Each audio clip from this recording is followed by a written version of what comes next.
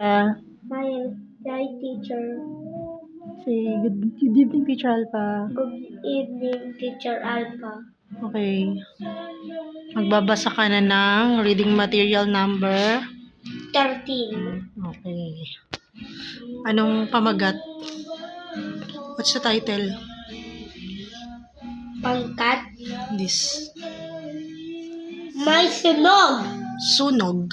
Sunog. Pati pa sa exclamation mark. Yeah, may sunog.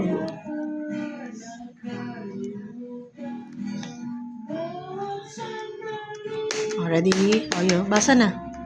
May sunog. Nagsisigawan ang mga tao.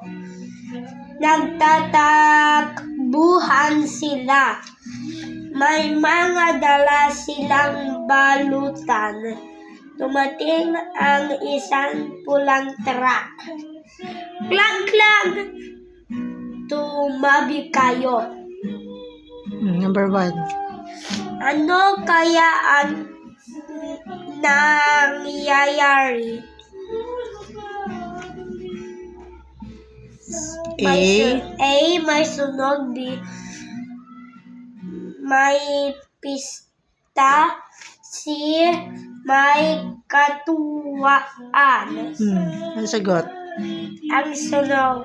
May sunog. Okay. Number 2. Ano ang reaksyon ng mga tao na sa sunog? Reaction. A. Sila nagsasayawan dahil sa sunog. B. Sila'y nagtatakbuhan at nagsisigawan. C. Sila'y nagsasawalang bahala sa sunog. Letter B. Okay.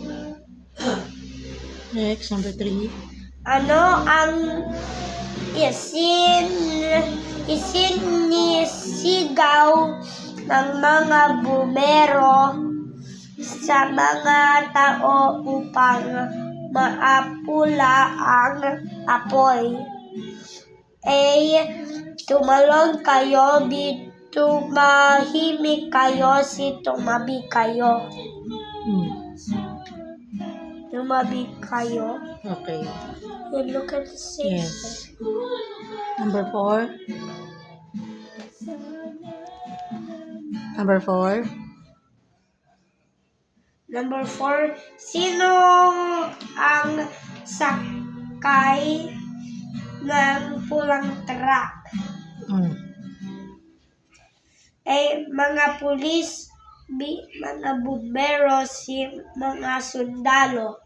Nasagot? Mga pulis. Sundalo. Pulang truck. In English, ano ba yun? Red truck. Anong tawag din sa truck na for fire? Apoy. Para sa apoy.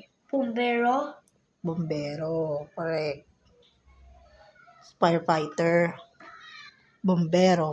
Ano kaya ang kanilang gagawin? A.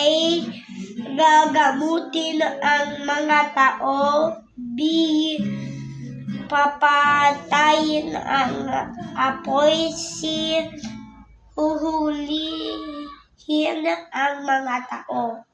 Anong ginagawa ng mga bombero? Save the people. Save the people. But ano yung inaano nila? Ano yung kailangan nilang patayin? Or ano yung kailangan nilang apulahin? Gagamutin. Ano ang gagawin? Kailangan gagawin? Gagamutin? Gagamutin is they're gonna